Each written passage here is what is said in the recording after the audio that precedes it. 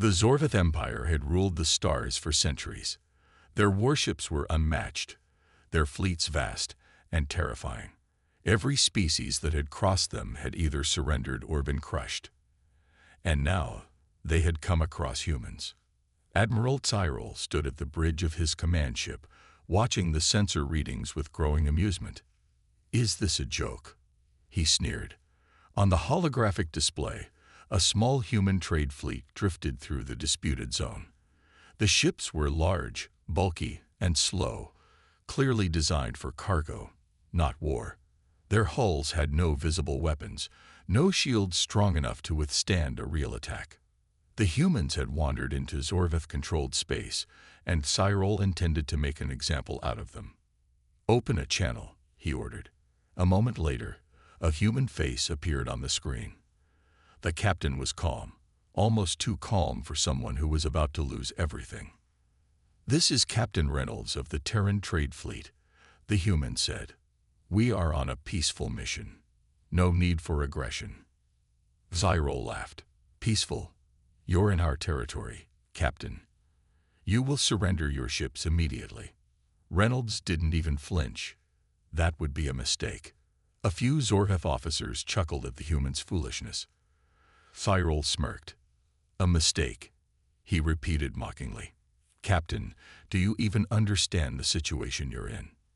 He gestured at the display, where his fleet of 50 heavily armed warships surrounded the 10 slow-moving human vessels.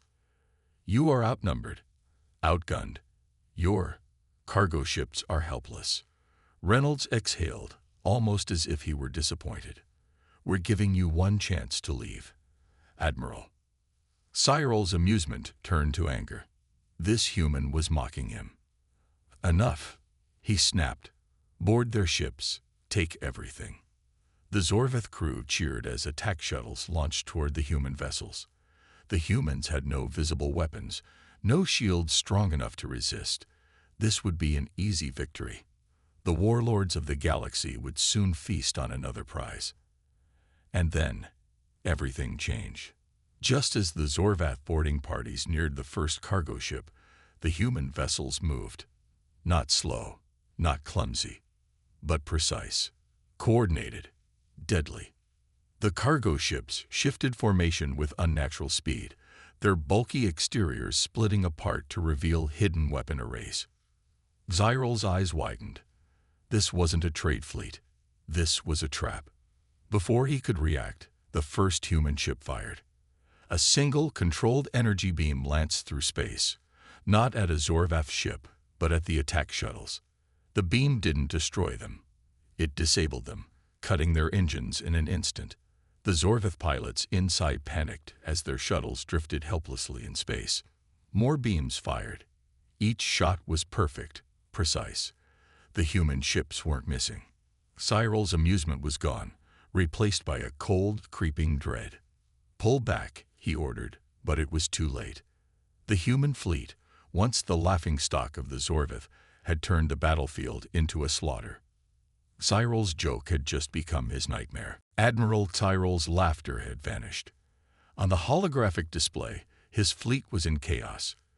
This wasn't a trade fleet. This was a trap. The human cargo ships moved with terrifying precision, adjusting their formation like a well-trained strike force. This was not random. This was planned.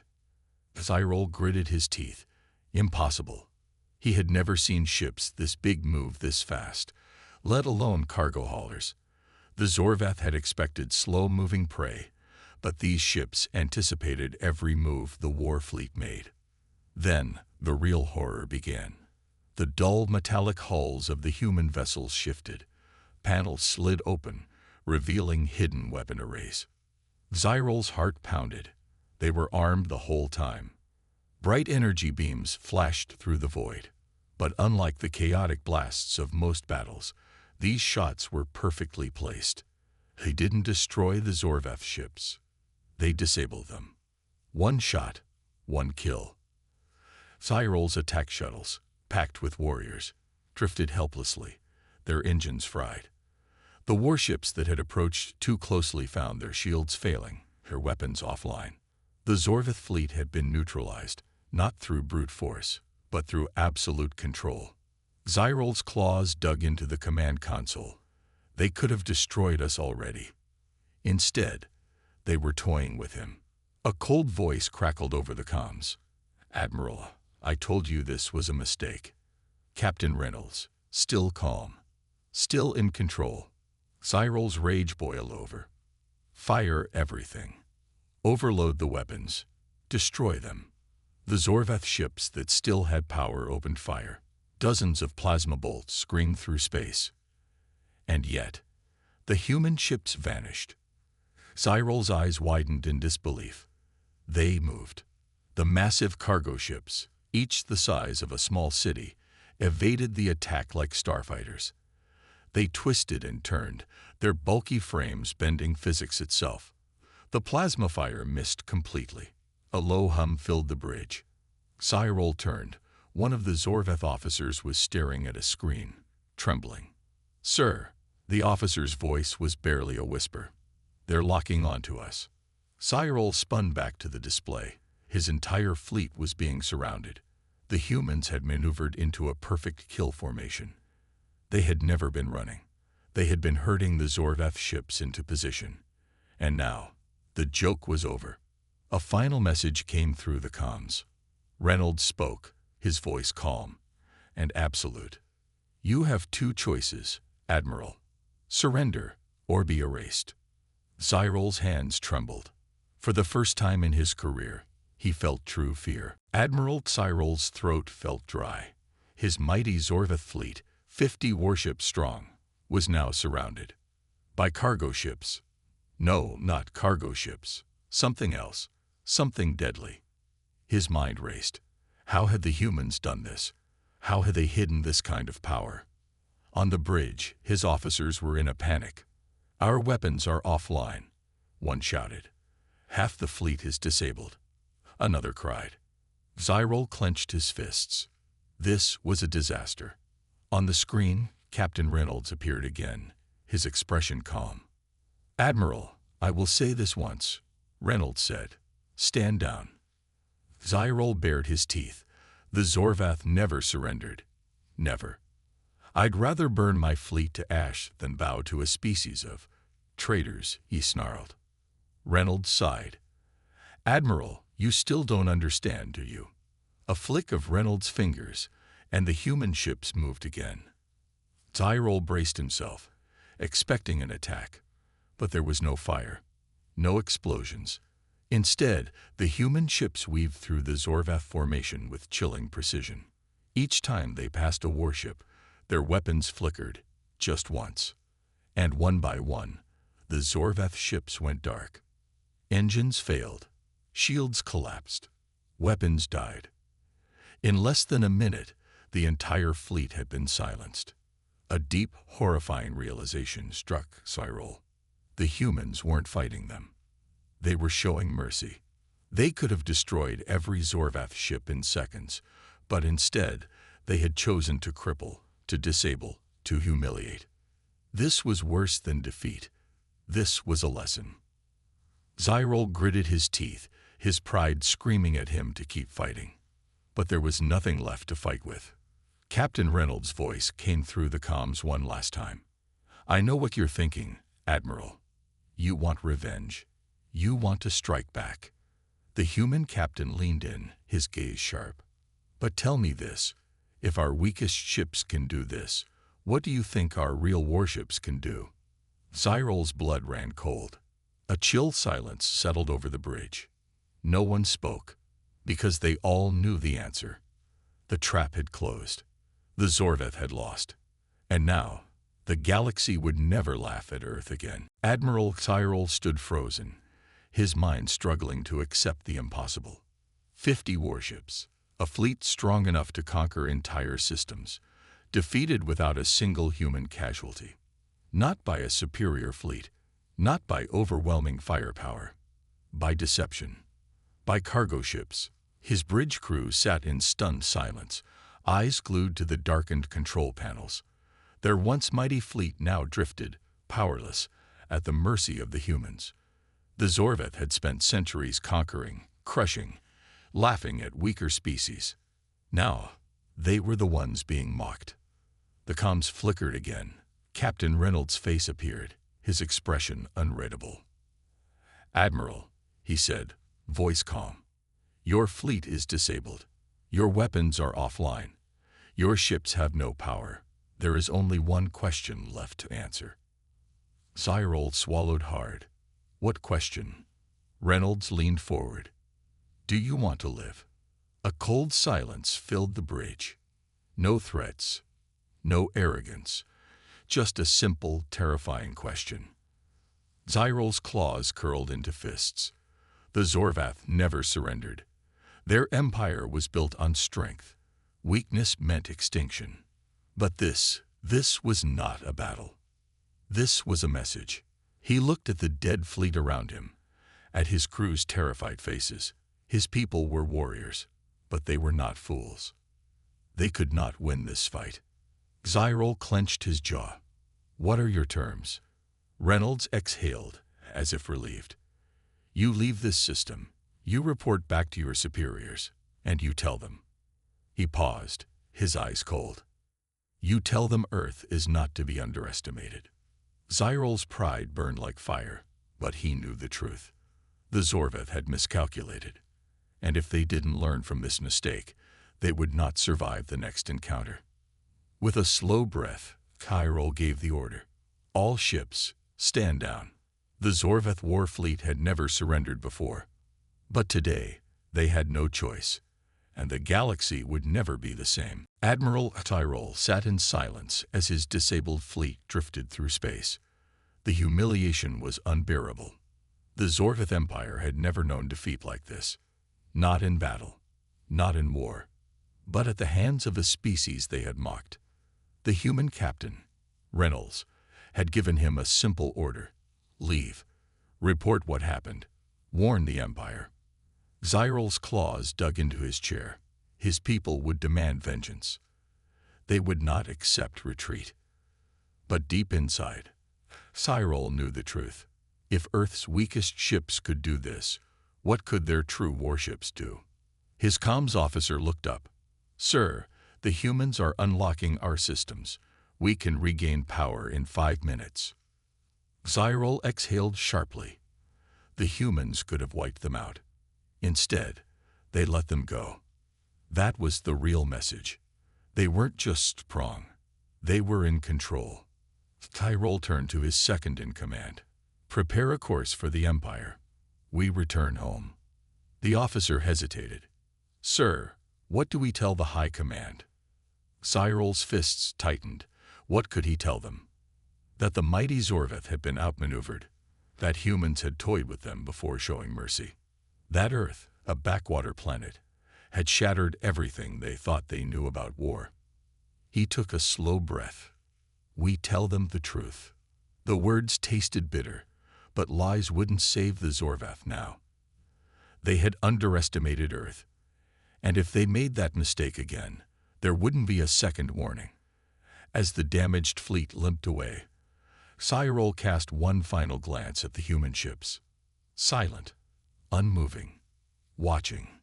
It was the first time in Zorvath history that an empire retreated from cargo ships, and the galaxy would never forget it. The Zorvath fleet limped home in disgrace. Admiral Cyril stood rigid as his warship entered the grand docking bay of Zorvath Prime. The moment he stepped off the ship, a dozen Imperial officers surrounded him. "The High Command wants answers," one barked. Cyril expected nothing less. Within the hour, he was dragged before the Zorvath High Council, a towering assembly of warlords, strategists, and conquerors. They stared down at him with cold, unblinking eyes. Councillor Vraxis, the oldest and most feared among them, spoke first. "You lost 50 warships to cargo vessels." His voice dripped with disbelief. A low murmur rippled through the chamber. Shame, outrage, disgust. Cyril met Vrax's gaze. They were not cargo vessels. They were what? Vraxis cut him off. Traitors, smugglers, diplomats. He slammed a clawed fist onto the table. Are you telling me that the mighty Zorvath fleet was bested by merchants? Laughter erupted in the chamber. Cyrul's fists clenched, but he forced himself to remain calm. You can laugh if you wish, but I warn you, those humans are far more dangerous than we ever imagined. The laughter faded.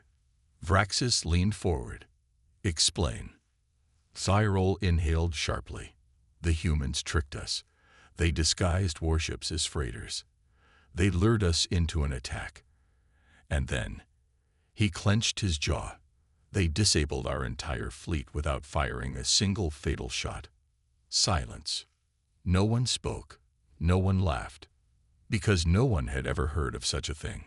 Finally, another counselor, a battle-hardened general, narrowed his reptilian eyes.